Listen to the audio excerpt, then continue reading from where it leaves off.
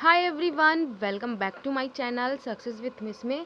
तो कैसे हैं आप लोग? आई होप अच्छे होंगे। तो चलिए स्टार्ट कर लेते हैं आज की जीएस की क्लास। वेरी इंपॉर्टेंट जीएस की क्लास रहने वाली है, स्टैटिक जीके की क्लास होने वाली है। तो वीडियो को एंड तक ज़रूर देखिएगा ऐसी वीडियोज़ के लिए। और चैनल पर नए विजिट किए हों तो चैनल को सब्सक्राइब कर लीजिएगा, वीडियो को लाइक कर लीजिएगा और वीडियो को शेयर कर दीजिएगा अपनी फ्रेंड्स और फैमिली में जिनका भी exam UP triple S C PET का होना है, सो उनके भी लिए ये वीडियो हेल्पफुल हो। तो चलिए शुरू करते हैं आज की क्लास। तो पहले प्रश्न से पहला प्रश्न क्या है? उत्तरी अमेरिका के घास के मैदान का क्या नाम है? तो देखिए, जो उत्तरी अमेरिका है, जो वहाँ पे घास के मैदान है, उन्हें क्या कहा जाता है? तो इसके ऑप्शन है प्रेरी, सेकंड है पम्पास, थर्ड है वेल्ड और फोर्थ है स्टेपीज। तो देखिए, जो उत्तरी अमेरिका के घास के मैदान को कहा जाता है वो कहा जाता है प्रेरी। ठीक है, तो इसका करेक्ट आंसर हो जाएगा फर्स्ट नंबर। चलिए अगला प्रश्न देखते हैं। अगला प्रश्न क्या हो जाएगा? अगला प्रश्न है, पहली महिला कौन है जिसने विश्व के 5 महासागर को तैरकर पार किया है? Very important question. देखिए, ऐसी पहली महिला कौन है जिसने विश्व के 5 महासागर को तैरकर पार किया है? तो इसके ऑप्शन हैं आरती गुप्ता, सेकंड है जेनी थॉमसन और थर्ड है शिखा टंडन और फोर्थ है बुला चौधरी। तो देखिए, जो इनका नाम है ये है बुला चौधरी जी। ठीक है, इन्होंने 5 जो महासागर हैं उनको तैरकर पार किया है, पहली महिला हैं ये। तो इसका करेक्ट आंसर हो जाएगा फोर्थ नंबर। चलिए नेक्स्ट देखते हैं। नेक्स्ट क्या है प्रश्न?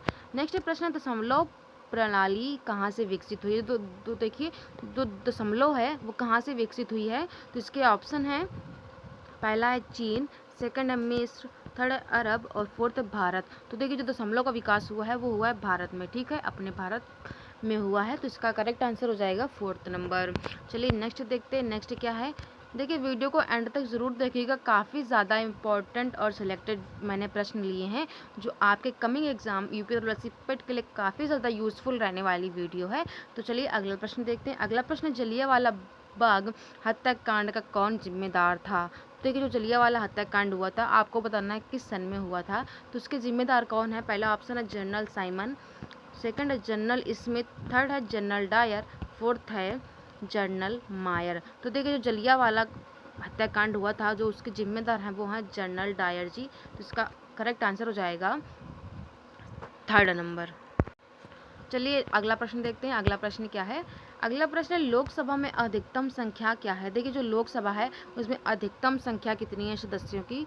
तो पहला ऑप्शन है 552 सदस्य, सेकंड है 543 सदस्य, थर्ड है 553 सदस्य और फोर्थ है 542 सदस्य। तो देखिए, जो लोकसभा है उसमें जो अधिकतम संख्या है वो है 552 सदस्य हैं। तो इसका करेक्ट आंसर हो जाएगा फर्स्ट नंबर। चलिए अगला प्रश्न देखते हैं। अगला प्रश्न क्या है?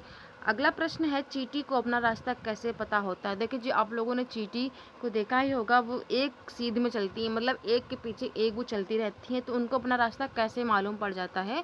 तो पहला ऑप्शन है अपने दोस्तों को देखकर, सेकंड है दोस्तों की गंध से और थर्ड है दोस्तों की पूंछ पकड़ने से और फोर्थ है रास्तों को महसूस करके। देखिए, इनमें से सभी ऑप्शन गलत हैं, बाकी जो सेकंड नंबर है इसका करेक्ट आंसर हो जाएगा। देखिए, जो चींटी हैं एक प्रकार की गंध छोड़ती हैं, उसी गंध को वो सूंघ कर अपनी चींटी जो होती है वो एक दूसरे के पीछे चलती रहती हैं। ठीक है, तो इसका इसी इसी यही रीज़न है, इस वजह से वो एक दूसरे के पीछे चलती रहती हैं, वो एक प्रकार की गंध छोड़ती हैं। ठीक है, उसी को सूंघकर चींटी एक दूसरे के पीछे चलती रहती हैं, एक कतार में चलती रहती हैं। तो इसका जो करेक्ट आंसर हो जाएगा वो हो जाएगा सेकंड नंबर। चलिए अगला प्रश्न देखते हैं। अगला प्रश्न क्या है? अगला प्रश्न है, काजीरंगा राष्ट्रीय उद्यान किस राज्य में स्थित है? वेरी इंपॉर्टेंट स्टैटिक जीके का क्वेश्चन है। देखिए, जो काजीरंगा राष्ट्रीय उद्यान है वो कहाँ पर है, भारत के किस राज्य में है? तो इसके ऑप्शन उत्तर प्रदेश में है, सेकंड है मध्य प्रदेश में है, थर्ड है असम में है या फिर फोर्थ है राजस्थान में। देखिए, डबल स्टार करिएगा, बार बार रिपीट होने वाला है। राष्ट्रीय उद्यान काजीरंगा है, जो पड़ता है वो पड़ता है असम राज्य में। तो इसका करेक्ट आंसर हो जाएगा थर्ड नंबर। ठीक है, चलिए अगला प्रश्न देखते हैं। अगला प्रश्न क्या है? बाघ अपना क्षेत्र कैसे निर्धारित करते हैं? तो देखिए, जो बाघ होता है वो अपना क्षेत्र कैसे निर्धारित करता है? पैर का निशान लगाकर, अब सेकंड है अपना शरीर रगड़कर, थर्ड है अपने बाल आदि छोड़कर और फोर्थ है अपने मूत्र की गंध छोड़कर।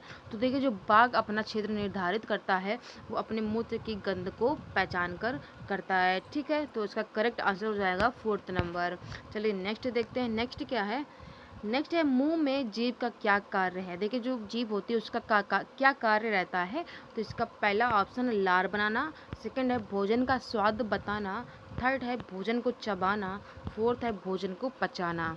तो देखिए जो मुंह में जीभ का मुख्य कार्य होता है वो भोजन को स्वाद बताना होता है, तो इसका करेक्ट आंसर हो जाएगा सेकंड नंबर। ठीक है, चलिए अगला प्रश्न देखते हैं। अगला प्रश्न क्या है?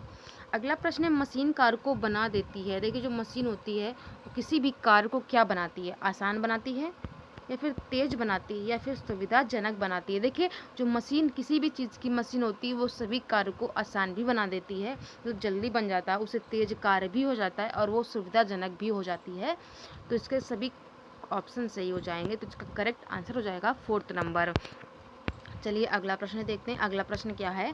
अगला प्रश्न डिब्बा के ढक्कन को चम्मच से खोलते हैं तो ये है। देखिए जो डिब्बा होता है उसका हम जो ढक्कन चम्मच से खोलते हैं तो ये एक क्या है? तो ये है उत्तोलक। ठीक है, तो इसका करेक्ट आंसर हो जाएगा सेकंड नंबर। चलिए अगला प्रश्न देखते हैं। अगला प्रश्न क्या है? अगला प्रश्न निम्नलिखित में से कौन सा प्रजनन का तरीका नहीं है? ठीक है, ऐसा कौन सा ऑप्शन दिया गया है जो प्रजनन का तरीका नहीं है? पहला ऑप्शन है दाब, सेकंड है रोपण, थर्ड है साँटा बांधना और थर्ड है कलम लगाना। तो इसका करेक्ट आंसर हो जाएगा साँटा बांधना। ठीक है, तो इसका करेक्ट आंसर हो जाएगा थर्ड नंबर। चलिए अगला प्रश्न देखते हैं। अगला प्रश्न क्या है? अगला प्रश्न है निम्नलिखित में से कौन सा जंतु बच्चे को जन्म नहीं देता है?